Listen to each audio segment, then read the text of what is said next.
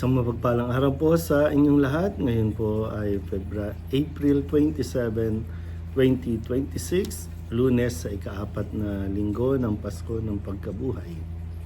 Ating pong unang pagbasa at pagninilay sa araw na ito ay hinango mula sa mga gawa ng mga Apostol, chapter 11, verses 1 to 18.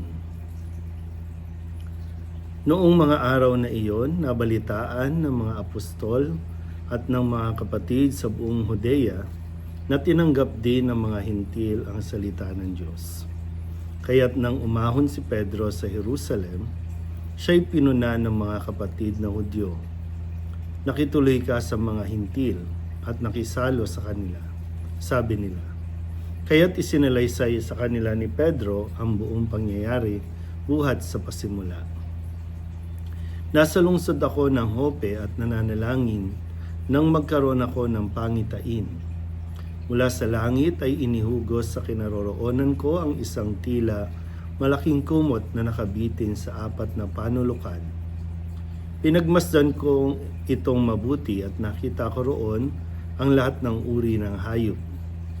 Lumalakad at gumagapang sa lupa, pati maiilap at mga lumilipad sa himpapawid. At narinig ko ang isang tinig na nagsabi, "Tumindig ka, Pedro. Magpatay ka at kumain." Subalit sinabi ko, hindi ko po magagawa iyon, Panginoon. Hindi ako kumakain na anumang bagay na itinuturing na marumi o di karapat-dapat. Muli kong narinig ang tinig mula sa langit. Huwag mong ituring na marumi ang mga nilinis ng Diyos. 3 ulit na nangyari ito at pagkatapos ay binatak na pataas sa langit ang bagay na iyon. Nang sandali ring iyon, dumating sa bahay na tinutuluyan ko ang 3 lalaking sinugo sa akin buhat sa Cesarea. Sinabi sa akin ng Espiritu na huwag akong mag-atubiling sumama sa kanila. Sumama rin sa akin ang 6 na kapatid na ito at pumasok kami sa bahay ni Cornelio.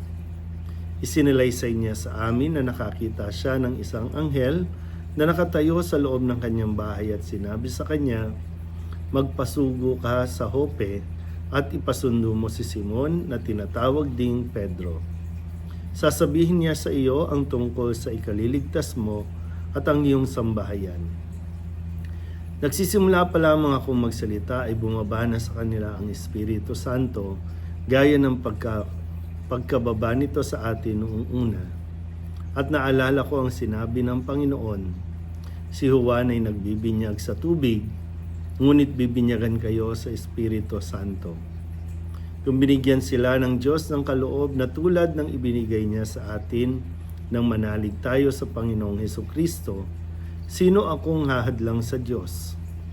Nang marinig nila ito, tumigil na sila ng pagpuna at sa halip ay nagpuri sa Diyos.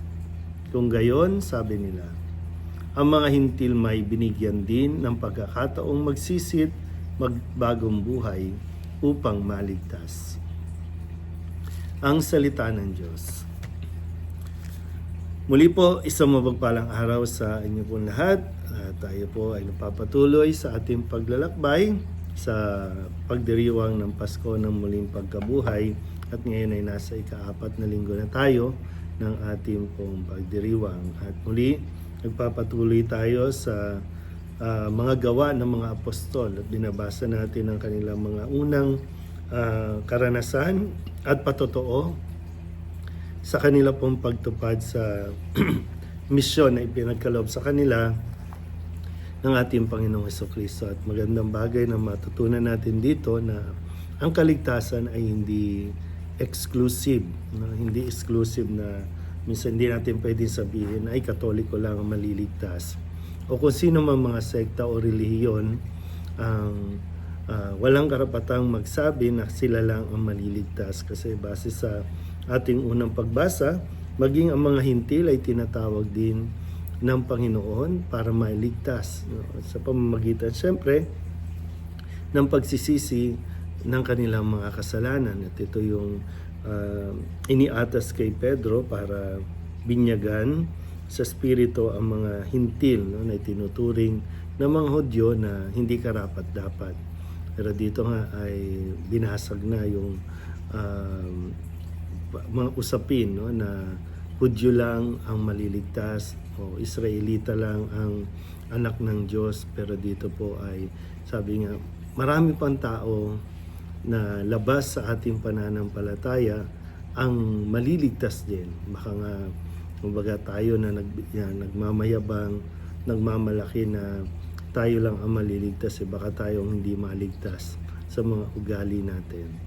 So muli, no, hindi mainam na magkaroon tayo ng exclusivity o mentality, no, na tayo lang dapat at lahat ng nasa labas ng kumbaga circle of friends natin ay hindi sila kasali.